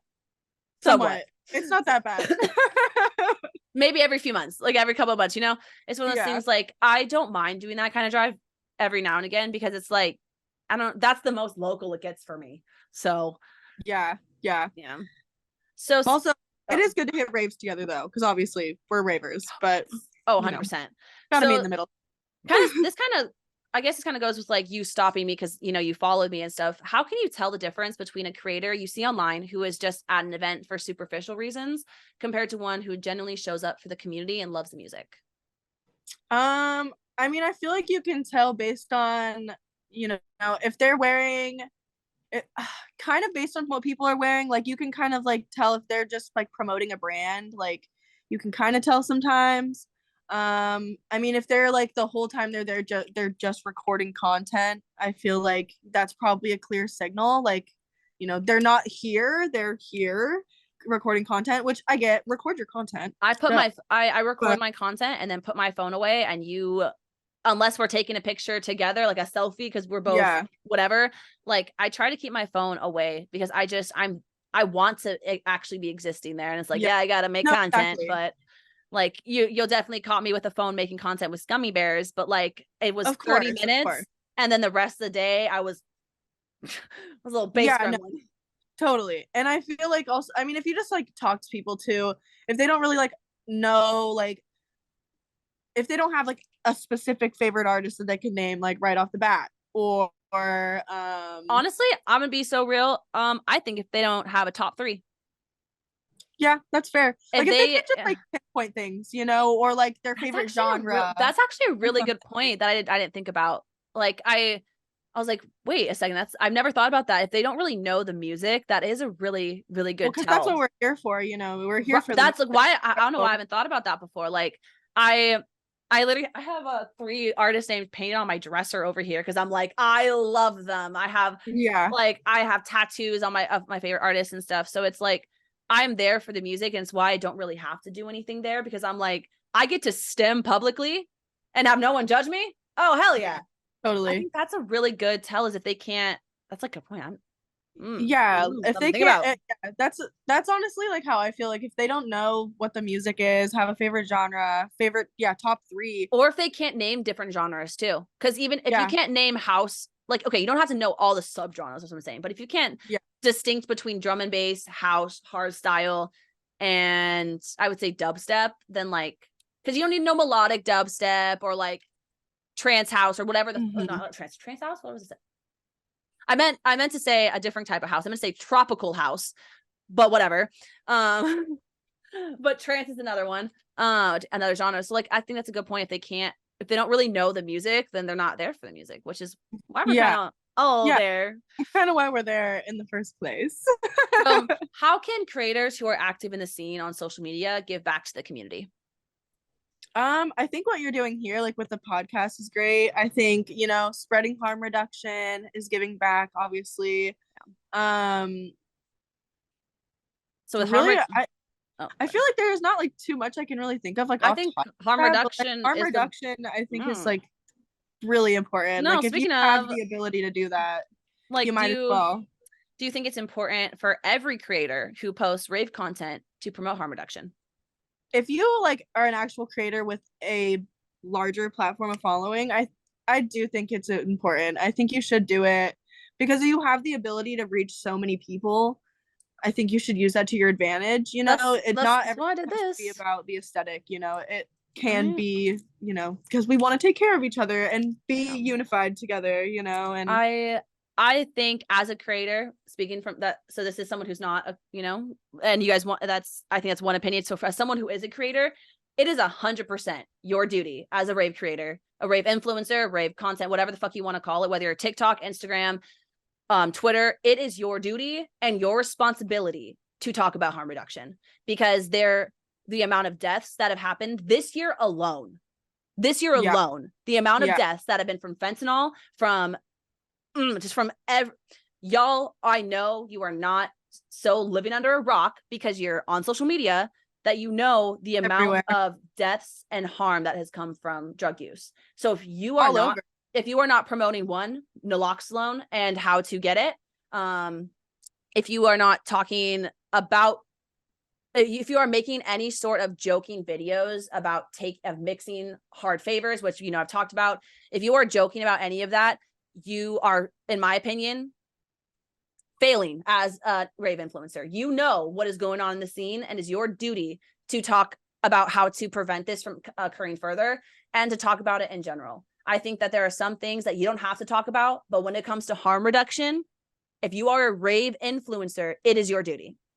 Yeah, I mean, if you're able to like help someone, you know, possibly save someone's life and prevent like an accident from happening, like I think you should definitely, you know, use that to If your they have a following, like if you don't have a bigger following, I get it. Okay. It's not your duty. But if you are actively posting every day on TikTok or Instagram, you are actively making videos, hashtagging rave talk every single day. If you are actively making reels every day, posting silly, goofy videos, whether it's like making rave candy or whatever, if you have a community who are actively commenting and you you have a following, like, when you have a community, if you are not posting harm reduction, you are failing as you are doing things right, but you're also failing because you need to be talking about harm reduction, especially if there's just your more you niche. can do, yeah.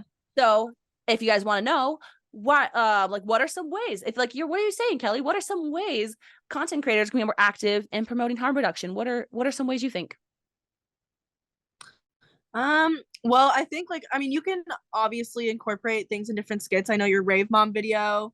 You can make a skit on how to be safe. Like you can also just do like boring little things too. You can literally just type out something in a pretty little note and have it be the second swipe or whatever, and they can read it. Yeah. You know, there's honestly so many different ways. So you can go live. You can talk about it on a live.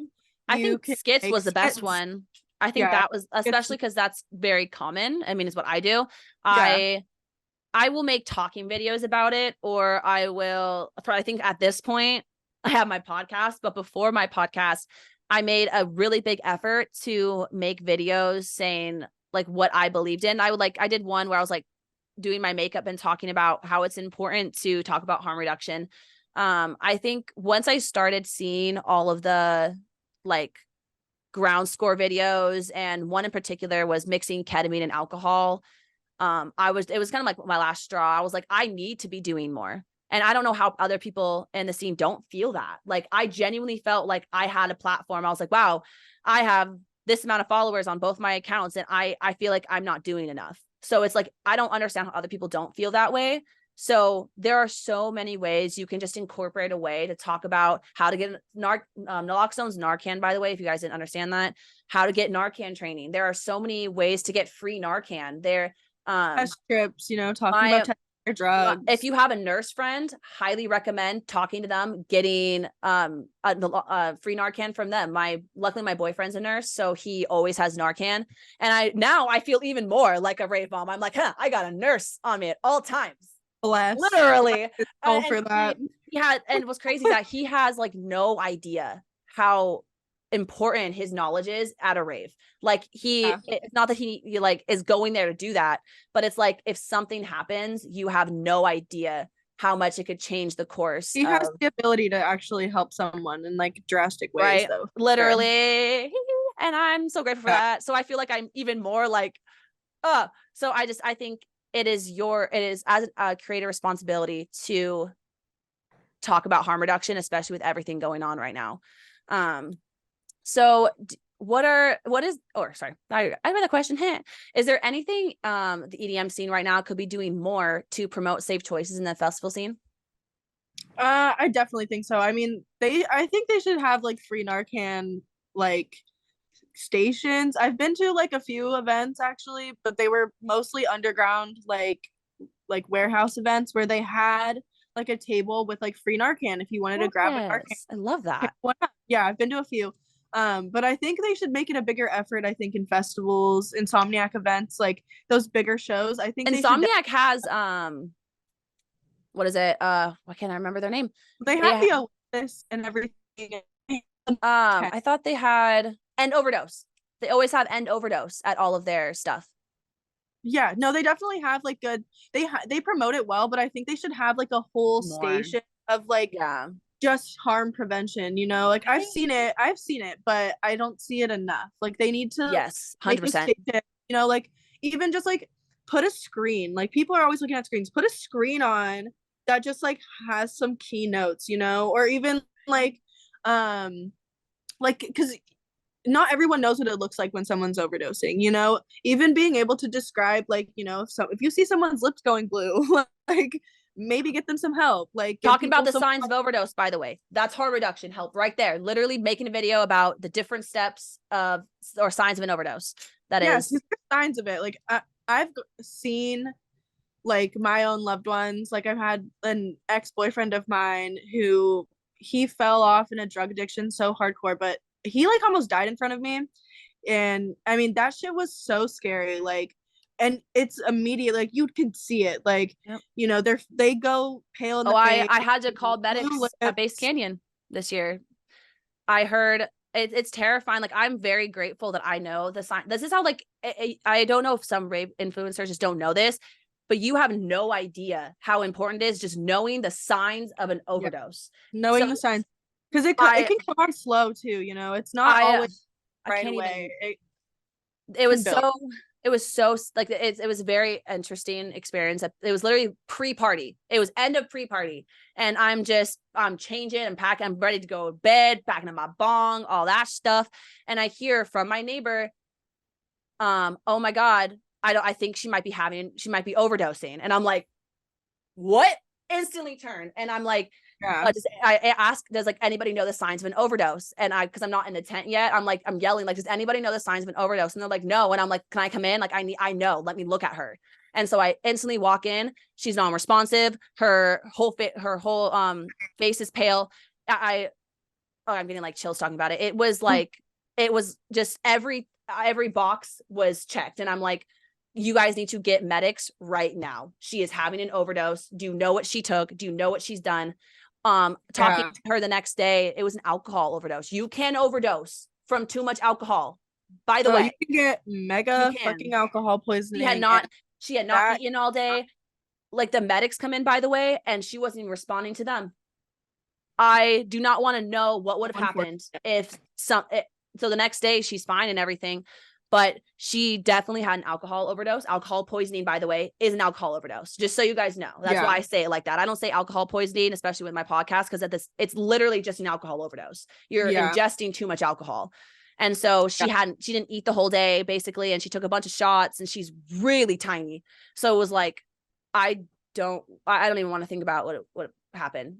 Like, I really don't. It's very scary to think about. So it's like just posting the signs of an overdose is helping EDM scene. Just like being able to see it, you know. And also if you see something, say something.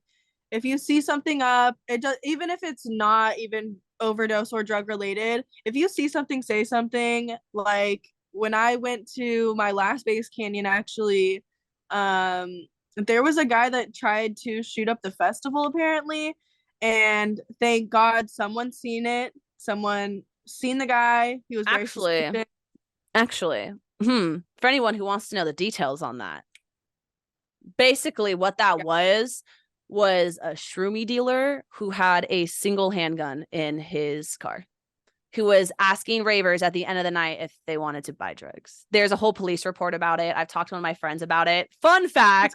I did not know that too. I didn't either until I brought it up to one of my friends, and they're like, actually, I think it was shrooms. No, it wasn't shrooms. It was a nitrous dealer. Sorry. It was nitrous. So he was literally he was selling whippets, you guys. So I just want to educate for anyone who didn't know that, because obviously there was a shooting at Beyond Wonderland this year. That was actually just a nitrous dealer who had a singular handgun.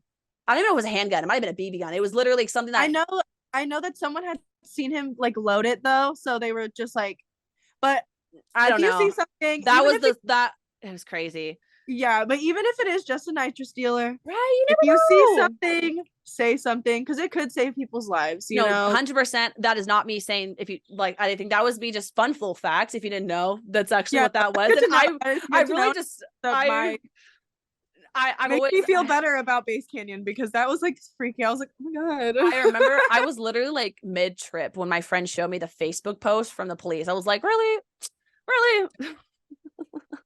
Damn. Yeah, I never seen that. I just seen like the official like, you know, report from Base Canyon and everything. So I didn't hear that, T. Good to know though. Yeah, as far as I'm aware, there's an actual police report about it. But because one of my friends is from the area, so they like looked into it. But basically it was like they were trying to sell whippets or something like that. And yeah. But we're on charge. Yeah. Right. We're on our last question. I didn't realize this last question until I scrolled more. I was like, oh, that was the last question. Otherwise I would have prepared more. But what can we as a group of united ravers essentially do to make the rave and festival scene a better place? Just being non-judgmental, allowing people in. If you see something, say something. If you see someone going through something, be there for them. If you're capable of being there for them. I know sometimes you're not fully capable of doing that, but if you are, do it. Dance your little butts off, obviously. Like, enjoy the music too. Don't waste your time like at the merch like all day, you know? Yeah. Enjoy the music, have fun. Other things that can make it better: bring your candy, trade your candy, be creative. I love seeing creative stuff at camp. I love it. I love it when I see creative stuff in the show. But if we're at camp, like, bring your stuff, bring your art books, bring your candy. I did a diamond painting at Imagine. If I didn't have my diamond painting, if y'all know what happened at Imagine, you fucking know. If I didn't have my diamond painting, I don't know what I would have done. I do not know what I would have done. But I think that don't be afraid of things you've never seen. Don't judge things you've never seen before just because you haven't seen them and it makes you uncomfortable. I think that as much as there is no judgment, a grand majority of the rave scene, I have noticed that there are people who are like kind of judgmental if you are a little more different, if you are a little more of a bass gremlin. I've seen it especially with my friend, if you guys know Chase, Twink Pussy Chase, the way people will judge him for just him existing as a bass gremlin. Don't be afraid of things that you've never seen before. It's not. I'm like, what's that? There's like this like thing that divides people. There's like the house heads and then the bass heads, and for some reason there's this weird rivalry, and I'm like, can we dissolve that? Can we dissolve that weird thing we got going on? So that's actually why call y'all out. That's why I started shuffling. I used to not like house. I used to hate on house. I used to be that bitch that was like, oh, boots and cats and boots and cats. I was that bitch, and we don't like that bitch. And I've changed, I've grown, and now I shuffle. And you don't have to shuffle, but like I will a bit. It does. It's fun. Doing a little T-step and a Running Man makes any house song sound good.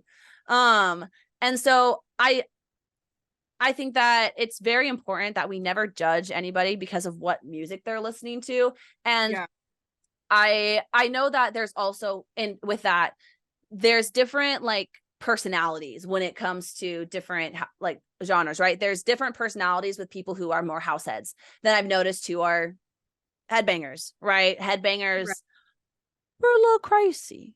We a little nutty sometimes. We get kind of crazy.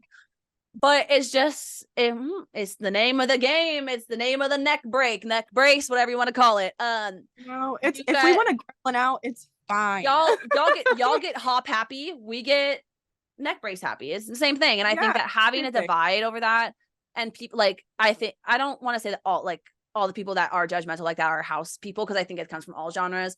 But I think that at any point, if you have a thought that that person's acting weird because of how they're dancing, how they're acting, don't judge things you've never seen before. Just because you don't do it, just because you haven't seen it. Like, I swear to God, the rave mom knife that comes out of my back when I see someone looking like this at someone like vibing their best self, I'm like, I will throw my stuffy at you. I will throw hands right now. And so there's been a couple of times people have done that, and I just stare at that other person. They're like doing this face, looking at their friend. I just do this. And I will sit there and stare for 2 minutes until they see me. And then they're like, what? And I look at the other person and I look back at them, and then I turn again, and they know. And then usually they don't look again. It's like, that's not what we're here for. You're allowed to express yourself in any way, shape, and form, as long as it's not hurting anybody else, obviously. But like, I, as an autistic individual, I can stem and act freely as an individual in a rave scene because there's so lack of judgment, and everyone is expressing themselves mostly in a similar way. And so if you come into a rave with any intention or any thought of like someone existing and the way they are existing is wrong because it's not what you do, you are not in the right place, my friend. And you should probably find elsewhere, because we don't claim you. Like, go. We don't claim you. No, we don't want you anyways. Yeah.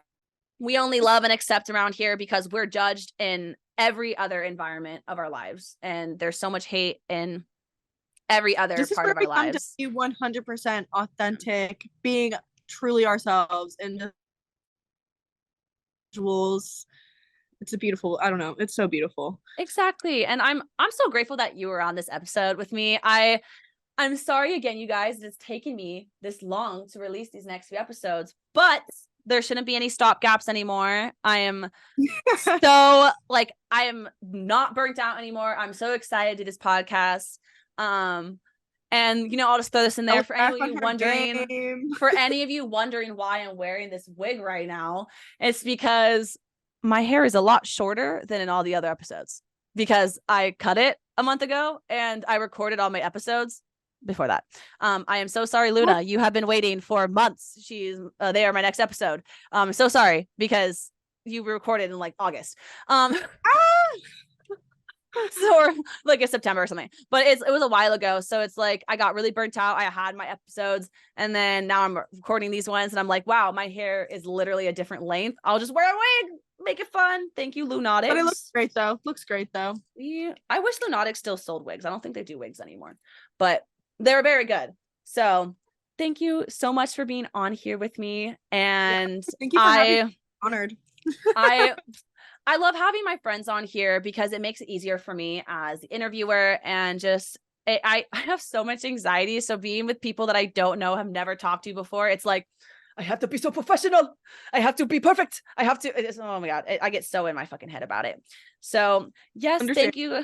Thank you for being here. And thank you guys for listening. I appreciate you so much for being here again after several month hiatus, and we will see you guys online.